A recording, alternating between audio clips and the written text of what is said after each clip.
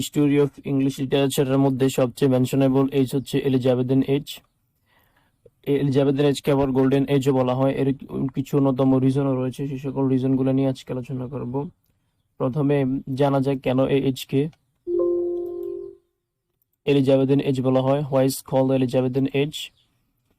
When Queen Elizabeth I came to reign in England, then this is called the Elizabethan Age. যখন রানী Elizabeth ইংল্যান্ডের শাসন ক্ষমতায় আসেন তখন থেকে এই এজকে এলিজাবেথন এজ বলা হয়। দ্বিতীয় নাম্বার কোশ্চেন হচ্ছে how to start Elizabethan age. কখন এলিজাবেথন এজ শুরু হয় বা কিভাবে শুরু হয়? Elizabethan age began in 1558 and 1863, অর্থাৎ এলিজাবেথন এজ 1558 সালে শুরু হয় এবং 1603 সালে শেষ হয়। আলোচনা শুরুতে আমি বলেছিলাম যে কেন এই এজকে গোল্ডেন এজ বলা হয়। আজকে মেইন আলোচনা হচ্ছে এলিজাবেথন এজকে কেন গোল্ডেন এজ বলা হয়। এলিজাবেথন এজকে গোল্ডেন এজ বলার অন্যতম কতগুলো রিজন রয়েছে। সেই সকল রিজনের মধ্যে এক নাম্বার রিজন হচ্ছে thus are born great writers, অর্থাৎ এলিজাবেথন এজে ফেমাস যে রাইটারগুলো রয়েছে সেই সকল রাইটারের জন্ম হয়। Edmund Spenser, Kyd, Christopher Marlowe, Lyly Greene, Shakespeare, Thomas More Wyatt and many more. এগুলা ছাড়াও আরো অনেকগুলা ফেমাস লেখক রয়েছে হিস্টোরি অফ ইংলিশ লিটারেচারে যারা এলিজাবেথন এজে জন্মগ্রহণ করেন এবং এলিজাবেথন এজে করেছিলেন। অনেকগুলা সাহিত্যকর্ম তাদের রয়েছে, বিভিন্ন ধরনের নোভেল, ট্র্যাজেডি, পোয়েট্রি বুক তারা আবিষ্কার করেছিলেন। এরকম অনেক ফেমাস লেখকের জন্ম কিন্তু এই এলিজাবেথন এজে। দুই নম্বর কারণ হচ্ছে all writers are men not women. প্রত্যেকটা সবচেয়ে ইন্টারেস্টিং বিষয় হচ্ছে যে ওই এলিজাবেথন যুগে প্রত্যেকটা রাইটারই ছিলেন পুরুষ, কোন মহিলা রাইটার কিন্তু এজে জন্মগ্রহণ করেননি। এটা একটা বিশেষ কারণ এলিজাবেথন এজের গোল্ডেন এজ বলার পিছনে। 3 নম্বর হচ্ছে ইংল্যান্ড প্রসপারেড আনপ্রেসিডেন্টলি। ইংল্যান্ডে অভূতপূর্ব পরিবর্তন আসে in all the major sectors of life. ইংল্যান্ডের প্রত্যেকটা সেক্টরে অভূতপূর্ব পরিবর্তন আসে। সরি, এখানে লাইফ ভাবে লাইক ভুলে লিখে ফেলছি। Whose influence the creative world of the time, যার প্রভাব তখনকার সময় সৃজনশীল বিশ্বে পড়তে শুরু করেছিল। 4 নম্বর হচ্ছে queen Elizabeth one succeed in bringing peace. Queen Elizabeth one সফল হয়েছিলেন পিচ শান্তি প্রতিষ্ঠা করতে, অর্ডার ইন দ্য সোসাইটি সমাজের, বাই ডিক্লেয়ারিং অ্যাংলিকান চার্চকে ইংল্যান্ডের প্রধান চার্চ হিসেবে ঘোষণার মাধ্যমে তিনি ইংল্যান্ডে শান্তি প্রতিষ্ঠা করতে সক্ষম হয়েছিলেন, যা ইতিপূর্বে কোনো রাজা ইংল্যান্ডে কোনো রাজাই পারেন নাই। যখন রানী কুইন এলিজাবেথ ক্ষমতায় আসেন তখন এই ইংল্যান্ডে এই পরিবর্তনটা আসে। ইংল্যান্ডের সোসাইটির মধ্যে, সমাজের মধ্যে, মানুষের মধ্যে একটা শান্তি শৃঙ্খলা, রাষ্ট্রের মধ্যে একটা শান্তি শৃঙ্খলা সৃষ্টি হয়। যেটা নিয়ে দ্বন্দ্ব ছিল, যে অ্যাংলিকান চার্চ নিয়ে ইংল্যান্ডে অনেক দ্বন্দ্ব ছিল, অনেক যুদ্ধ বিগ্রহ হয়েছিল ইংল্যান্ডে অ্যাংলিকান চার্চের জন্য, যে সমাধানটা তিনি করতে পেরেছিলেন। এই জন্য গোল্ডেন এজ হওয়ার পিছনে এটাও একটা মেইন রিজন।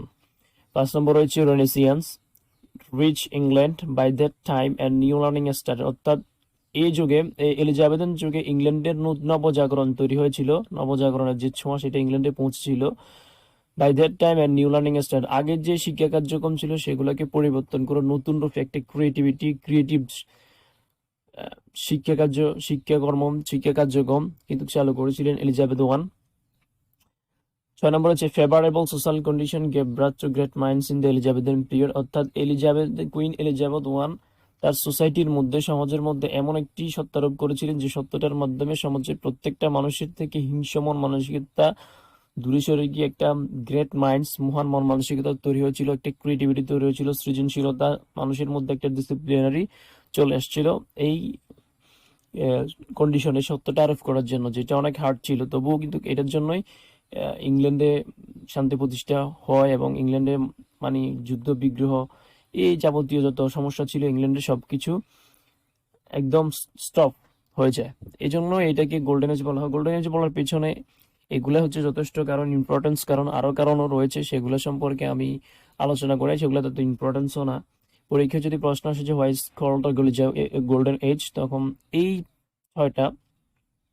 ছয়টা রিজন যদি লিখে দেওয়া হয় তাহলে I hope you are get result. তো নেক্সট স্টেপে আমরা দেখতে পাই যে এলিজাবেথেনের যে সবচেয়ে মোস্ট একটা কমন কোশ্চেন রয়েছে সেটা হচ্ছে ইউনিভার্সিটি উইথ, যেটা প্রত্যেক ইয়ারের বর্ষে পরীক্ষায় আসে, কিন্তু আমাদের সময় এসেছিল ইউনিভার্সিটি উইথ। ইউনিভার্সিটি উইথ একবারে মোস্ট কমন, এটা 99% শিখতেই হবে, যেটা এটা আসতে পারে, এটা আসবেই। University with, University Wits are group of young dramatists. They were witty students of Cambridge and Oxford University Wits. University Wits are group of young dramatists. University Wits ছিল একদল young তরুণ dramatist. They are witty students of Cambridge and Oxford university, তারা ছিল Cambridge এবং Oxford ইউনিভার্সিটির সবচেয়ে জ্ঞানী ছাত্র। তারা অনেক ক্রিয়েটিভিটি পূর্ণ ছিল এবং তাদের মধ্যে অনেক জ্ঞানের ভাত ছিল, যেটা দিয়ে তারা অনেক এই বিশ্বকে তারা জয় করেছে। এবং এলিজাবেথেন এজকে ইংল্যান্ডের এলিজাবেথেন এজকে অনেকগুলা নোবেল, ট্র্যাজেডি বা অনেক বিষয় তারা কিন্তু অনেক মেধাবী ছিল।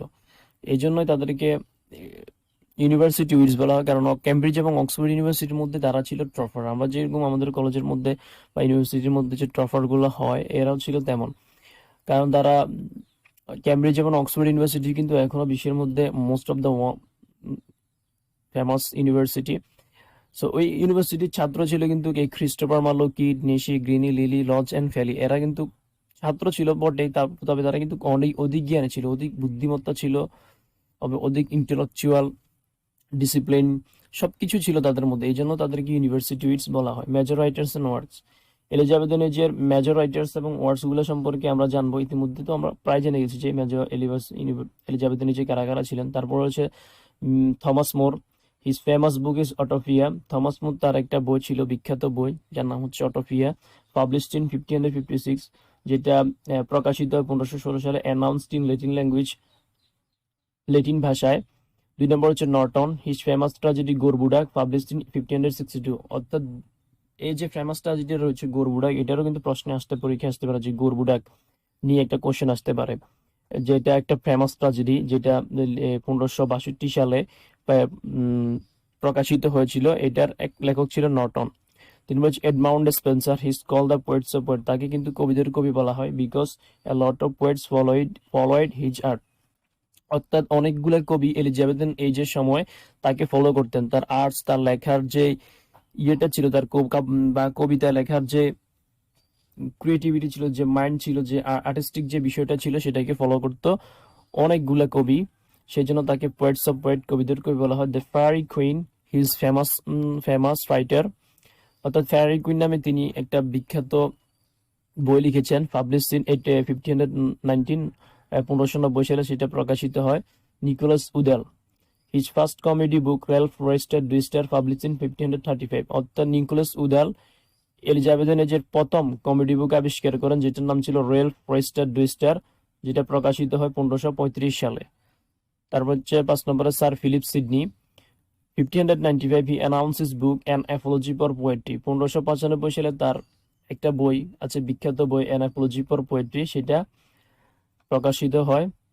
Thomas kid, 1585 he announce his book the Spanish tragedy, Spanish tragedy নামে যে বইটা, যে কোশ্চেনটা আমরা দেখতে পাবো, এটার একমাত্র লেখক হচ্ছে থমাস কিড। 1585 সালে তিনি এই ট্র্যাজেডিটা আবিষ্কার করেছিলেন। Francis Bacon, most of the famous একজন philosopher, his called the natural philosopher, তাকে প্রাকৃতিক দার্শনিক বলা হয়। হি রুট এ এসে ইন 1597, তিনি 1597 সালে একটি এসে লেখেন, যেটা অনেক ফেমাস ছিল। আমরা কিন্তু ফার্স্ট ইয়ারে পড়ে এসেছি ফ্রান্সিস বেকন সম্পর্কে, অবশ্যই আমরা জানি, অফ স্টাডিজ সকলেই পড়েছি। তারপর হচ্ছে William Shakespeare, the greatest English dramatist, he wrote 37 plays and 154 sonnet. William Shakespeare 37টি রচনা এবং 154টি কবিতা লেখেন। এলিজাবেথেন এজ নিয়ে আজকে এ পর্যন্ত ছিল আমার আলোচনা। আশা করি ভিডিওটা অনেক হেল্পফুল হয়েছে।